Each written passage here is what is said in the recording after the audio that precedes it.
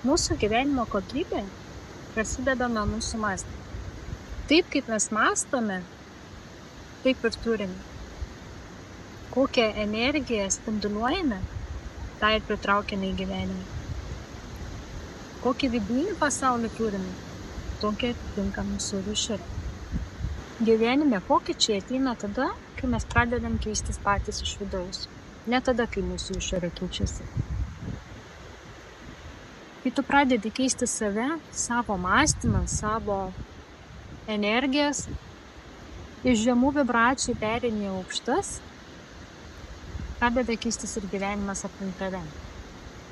Jeigu tu gyveni iš gausos jausmo, jeigu tu gyveni iš to, ką tu turi ir kaip tu moki mėgautis gyvenimu, kaip tu moki gauti dalykus tuos, kuriuos nori gauti, tu visą tai ir patiri.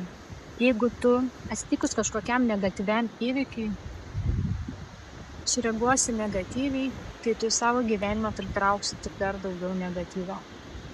Bet jeigu tu sugebėsi neigiamą įvykį, negatyvias emocijas pakeisti teigiamus į pozityvą, tu iš karto uždarysi šitą kanalą negatyvo ir į gyvenimą pritrauksi ar bent jau sustabdysi tą neigiamą įvykių seką. Patikėk, tavo gyvenimas pradės keistis. Pradėsi keistis tu pati iš vidaus, o tada pradės keistis ir aplink tave išorė. Tad visa gyvenimo kokybė ir priklauso nuo mūsų minčių. Jei norint pradėti keisti savo gyvenimą, pirmiausia, reikia pradėti keisti savo mintis, savo emocijas, o tada keisis ir visai išorė aplinkui.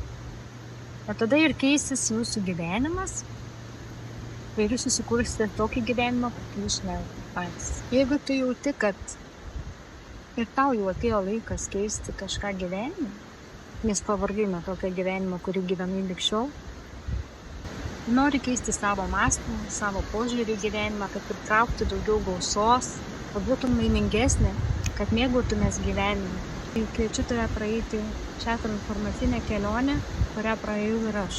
Šios mokymus sudėjau visas žinias ir praktikas, kurias naudoju pati. Ir tomis žiniomis mano gyvenimas pasikeitė 180 laipsnių.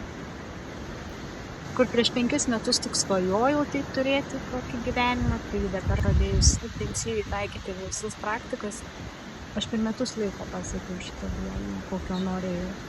Kviečiu ir tave pradėti savo kelionę šiandien, kad rudenį galėtum pasitikti jau naują savęs versiją.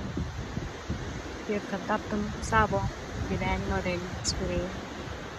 O jeigu prireiks pagalbos, visada būsiu čia, žinai, kur nenorėsi.